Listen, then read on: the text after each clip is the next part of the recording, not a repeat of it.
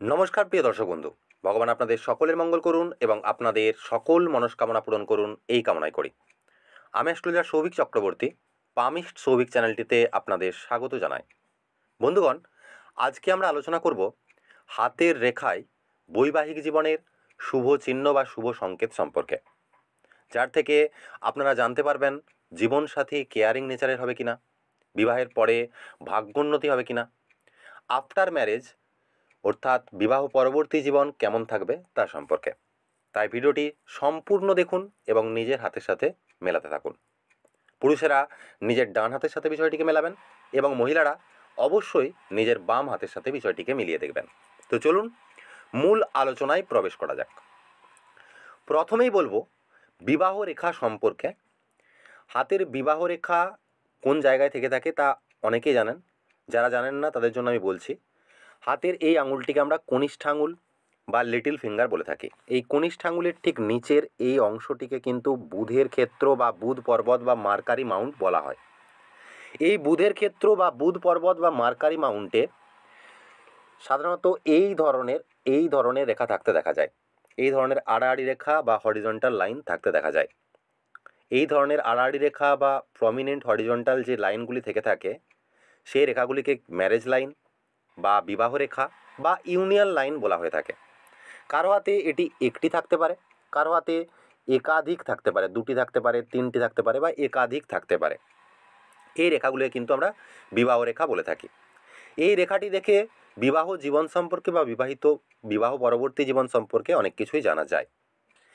যদি কোনো পুরুষের ডান হাতে, অর্থাৎ পুরুষদের ক্ষেত্রে যদি কোনো পুরুষের ডান হাতে একটি বিবাহ রেখা থেকে থাকে এবং বাম হাতে যদি একাধিক অর্থাৎ দুটি অথবা তিনটি যদি বিবাহ রেখা থাকতে দেখা যায় এবং সেই রেখাগুলি প্রমিনেন্ট হয়, অর্থাৎ সোজা স্পষ্ট এই ধরনের থেকে থাকে, সোজা স্পষ্ট থেকে থাকে।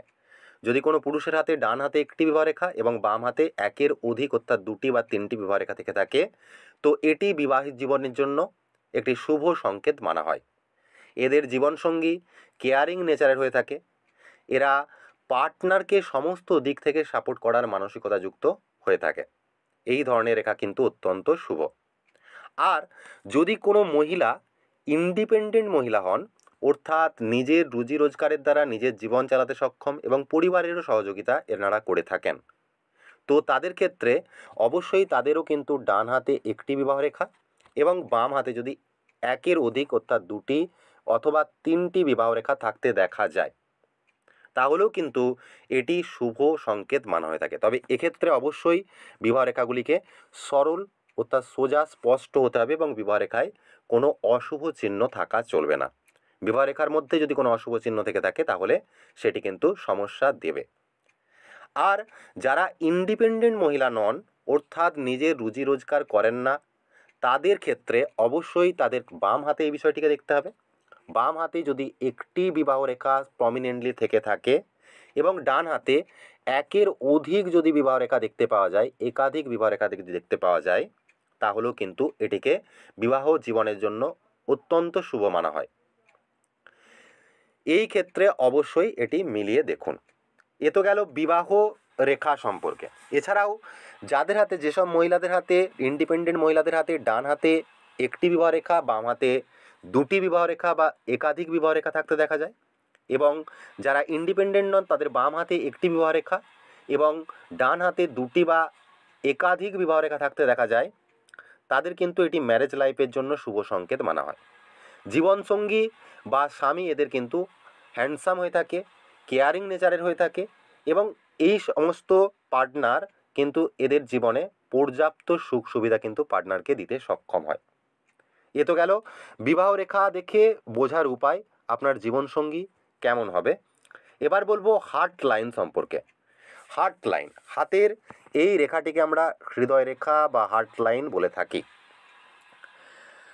এই হৃদয় রেখাটি দেখেও কিন্তু অনেক কিছুই জানা যায়। এই হৃদয় রেখা থেকে আমরা আমাদের হৃদয়ের মনোবৃত্তিকে দেখতে পারি। এছাড়াও এটি হেলথ, লাভ, ইমোশন, পার্সোনালিটি এই সমস্ত কিছুকে কিন্তু দেখিয়ে থাকে। যাদের হাতে হৃদয় রেখা বা হার্ট লাইনটি নির্দোষ এবং বলবান হয়ে এইভাবে একেবারে গুরু পর্বত পর্যন্ত পৌঁছে যায়, একটু কার্ভ হয়ে গুরু পর্বত পর্যন্ত পৌঁছে যায়, বা বৃহস্পতির হাতের এই বৃহস্পতির ক্ষেত্র পর্যন্ত পৌঁছে যায়। এটিকে অত্যন্ত শুভ মানা হয়ে থাকে। এই ধরনের যদি হার্ট লাইন থেকে থাকে তাহলে কিন্তু আপনার ইমোশন জীবনসাথীর প্রতি অনেক বেশি অ্যাটাচমেন্ট যুক্ত হবে। ডিপ ইমোশন কিন্তু পার্টনারের প্রতি এই সব জাতক বা জাতিকাদের থেকে থাকে। আপনিও যতটা তাকে বুঝবেন সেও কিন্তু আপনাকে ততটাই বুঝবে। এরা একটু ইমোশনাল নেচারের হয়ে থাকে, একটু সেন্সিটিভ নেচারের হয়ে থাকে।